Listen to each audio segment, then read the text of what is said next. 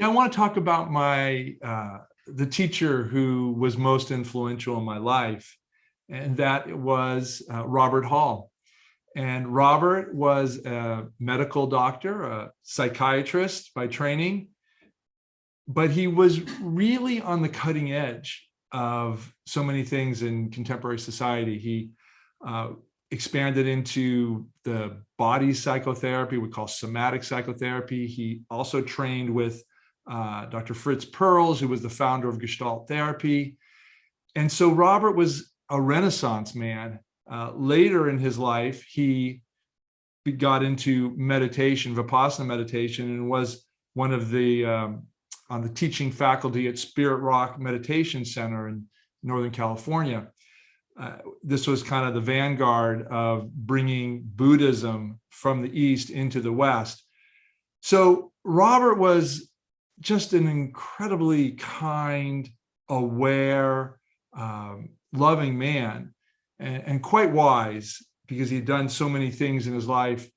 And so when I met him, this was now almost 25 years ago, I was in a very difficult spot in my life. I was having spinal issues and walking problems from an earlier ski accident.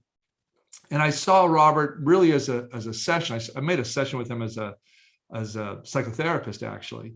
But by the end of that session, I said to him, listen, I don't need psychotherapy. What I really want is a mentor. I want to apprentice with you. I want to learn from you the way you learned from your teachers. And he'd had a very close apprentice relationship with Fritz Perls, in a sense that he would spend a lot of time with him. They would do groups together. They would, Fritz would be the lead teacher and Robert would be his assistant. And so Robert said, wow, that's a big ask, but let me think about it. And this was really important because Robert actually took my request, which was quite brazen in a certain way. And he said, I'm going to be going away on a retreat, a silent meditation retreat for 1 month. And I'll call you, I'll reflect on this. Well, I didn't know what to expect, but I certainly wasn't expecting a call the day after he got out of the retreat to say, listen, I reflected on this and I want to take you on as an apprentice. And that began a 3-year relationship where I ended up spending one night a week, one evening and the next part of the next morning with him. And then also we would do teachings. I would assist him in his various teaching endeavors. He usually taught in groups.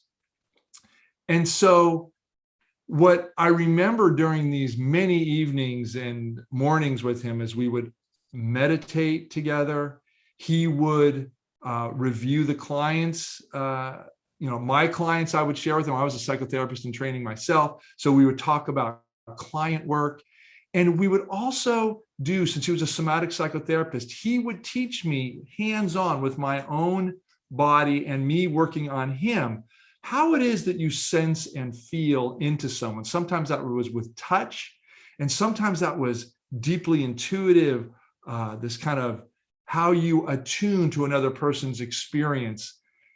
And we work deeply this way. So you can see how the meditation that we were doing together worked well with the actual clinical practices we were doing together, and he was teaching me.